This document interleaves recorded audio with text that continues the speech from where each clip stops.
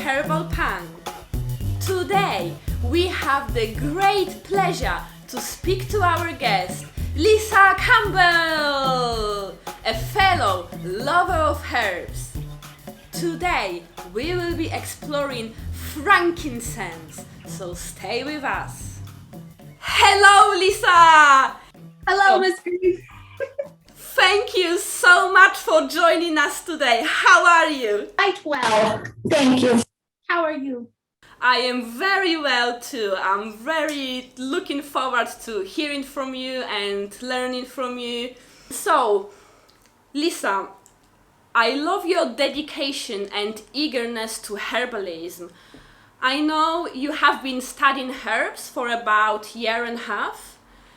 You have big dreams and you are planning to convert your yard into a herbal garden, which I think is an absolutely amazing idea. But can you tell us more about yourself and how did you get into herbalism? Okay, so I got tired of going to the doctors for every little thing. And I had known that some herbs were good for certain things. And the more I read, the more interested I got. And I was able to cure simple things. I have 3 kids and a man that they get sick. So now I can easily pull an herb and fix it without a trip to the doctor. I love growing plants. I always have my whole life. And I thought, why not turn that into something profitable and healing to humanity? Perfect. So today we're going to explore frankincense. Can you give us a brief intro into it? Frankincense is the king of oils. It's been all used since biblical times and before then. It's the king of oils. It comes from a boswellia tree, which is nearly extinct because obviously frankincense is a very profitable herb. So people are harvesting incorrectly or over harvesting. So the population of the boswellia trees is going down. So it comes from a tree. You simply injure the tree and wait for the sap to come out, and then it hardens into kind of like crystals. And can you use any other parts of the tree or is it just the sap? Just the sap. Sap is good. Okay. I have some here that I purchased from Earthwise Aromatics. It smells really good. I wish I could smell it, but it looks like little stones, little crystals. Yeah. So the clearer, this one has a nice variety of colors. The clearer the frankincense, the more pure it is, and the more you're going to pay for it. So frankincense is beneficial just by smell alone.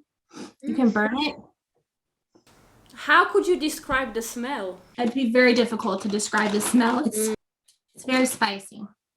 And so just the smell alone can improve your brain and your mood. And it also improves asthma, believe it or not. So when you burn it, a little bit really smells up strong. So somehow it helps with asthma. It can protect your cells and help your body react to inflammation better. Topically, even just putting it on your skin, which I made this lotion. If you can see, it's really kind of lumpy. Yeah.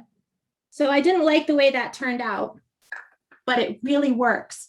So this has frankincense and myrrh and like African shea butter and all kinds of other good things, aloe vera gel, beeswax, all kinds of good stuff.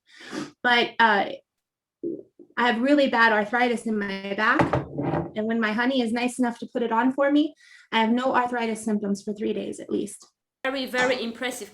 So what is frankincense commonly used for and are there any contraindications? The only thing, and it goes for most herbs, the only that's a word that I can't say, contraindications. The only bad things would be usually aspirin and anti-inflammatory. So it's an anti-inflammatory on its own.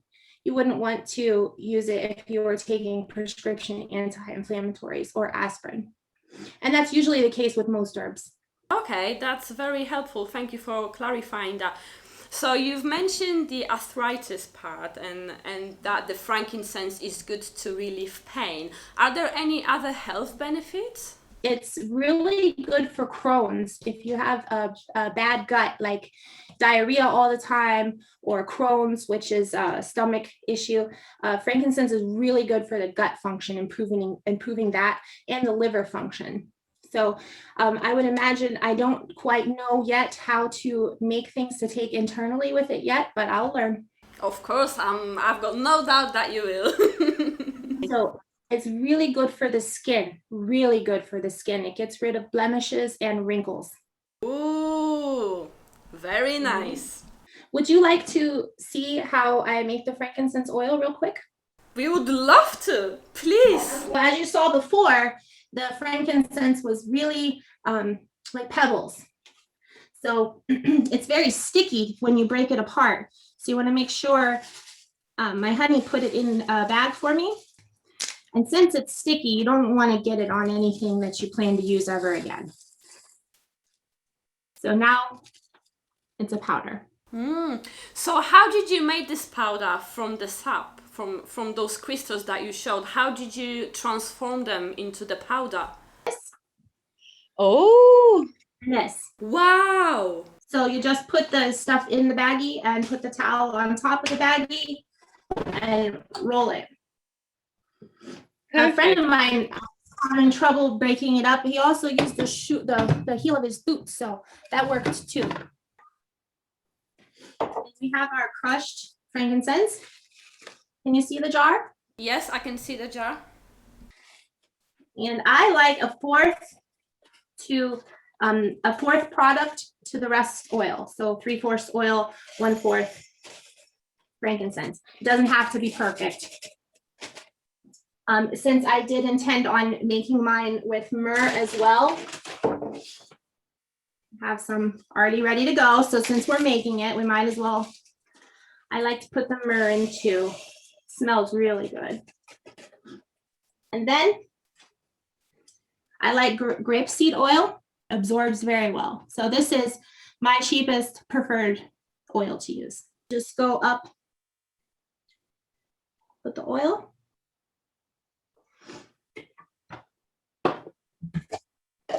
Put the lid.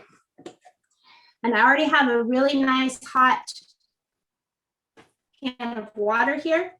So you want to put your oil, make sure it gets all covered in oil in there. I see some powder on the side. See? Yeah. And you also want to put a little bit of oil, almost forgot. You want to take a little bit of the oil around the lip so your lid comes off when you want it to. You put the oil in the water and we leave it sit there until the water is cool. You can use it right away, or you can wait a few moons to change it. This is so great. Thank you so much for actually taking your effort and showing us all the steps. This is awesome. So what happens after that? After that, I have what I love to use as a strainer. Put the bowl underneath and it catches everything that falls out. Usually I use a cheesecloth bag, but since the frankincense or the myrrh, the frankincense is so sticky, I use coffee filters. So it takes a lot longer for it to go through, but I don't ruin any cloth that way. So I just put a coffee filter in there and strain it out. And I'll probably still try to burn the residue just to see if it'll still burn and smell good. Wow, well done. So what will you do following that after you strain? That's a lot, Miss Green. So yesterday I did make a much nicer lotion. I made this one was an energizing blend, but you can see it turned out much more creamy and nice and silky. So I'm going to make the lotion again, but this time using oil. And I don't have that recipe, but it does contain a very minimal amount of things. We have beeswax, probably about 1.5 ounces of beeswax. I use the African shea butter. I like this one because it's unrefined and unprocessed. It is yellow, A lot of people like it white, but I mean, if it's nature, it's good, right? Then we'll use the oil and we'll make a really nice, all you have to do is melt the wax and the shea butter and add the oil and blend it with some water, and you have a very nice lotion. Wow, thank you. That is amazing. So, can you introduce some of your plants to us? It's my favorite subject. Wonderful stand. I love it. And have lots of good things growing in here. Mostly just babies. This is mugwort. This is a passion flower just starting to join the party. Oh, I'm pouring dirt all over there. This is stevia. It's amazing because it's deliciously sweet. You can eat this leaf. It tastes just like sugar. Tiny little lavender here. You don't know what it took to get a lavender to grow. I love repurposing containers. There's an anise growing down there and some dill. Dill is really good for premenstrual things, and we got a lot of that going on around here, so we needed to grow something for that. Here we go. Almost there. First of all, I'll show you my little fertilizing friends. Maybe they want to bite.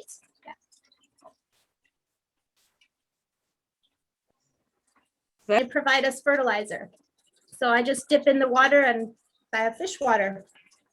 Some anise growing, and it's even starting to flower. This one is from Amazon. I have not had luck buying seeds from Amazon. It's supposed to be rosemary. I have no idea what it is. This is a garden sage, oregano, marshmallow, bee balm, holy basil, and passion flower, which isn't coming up, and holy basil isn't coming up either. But the rest of them have come up. In Ohio, it's very cold. It's just now starting to get nice enough to be, maybe about another month, we'll be able to put things outside. Is there any advice you would like to give to general public about growing herbs? Don't be scared to do it, and don't overwater. You just give them dirt and water and let them grow. Herbs are very easy to grow because they prefer poor conditions. So what is your favorite plant? Favorite is the rosemary. I have some dry here in a jar. It smells wonderful. It's very good for the mood. It's good for energy, concentration, and inflammation reducer. Okay, so how do you consume it? I just put about a spoonful in my tea every day. Do you infuse it, have a tea? We put the different kinds of teas we want in here, and then just boil it. Well, brilliant. Not boil it, but warm it up. You mentioned it's anti-inflammatory. Does it mean it can reduce pain, and what kind of pain? Absolutely. I have a widespread pain I suspect to be fibromyalgia. And I noticed that if I don't have my rosemary, I'm not getting around as easily. So it really helps me move a lot easier. Wow, brilliant. Yeah, and my brain, I have the attention span of a gnat. So it really helps me focus. That is very good to know. Are there any other plants you like and you'd like to talk about? I am building a website, so I'm documenting all the herbs that I have. That way I can easily glance at them and see who does what and how. So we're building the brain. So is there any general advice regarding herbs you would like to give to the public? Yes, mostly herbs require very little care. They prefer horrible soil and dry conditions. So if you're afraid of starting to grow something that would benefit your family and friends, then don't be afraid, just go for it. Put some seeds in the dirt and go. Nice. Thank you, Lisa. And if anyone would like to get in touch with you, how can they do that?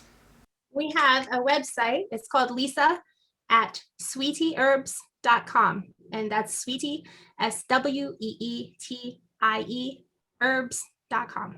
lisa@sweetieherbs.com. Thank you so much, Lisa. It was a pleasure talking to you. Likewise. Thank you. Namaste. Okay. If you enjoyed our herbal talk, please subscribe to our channel.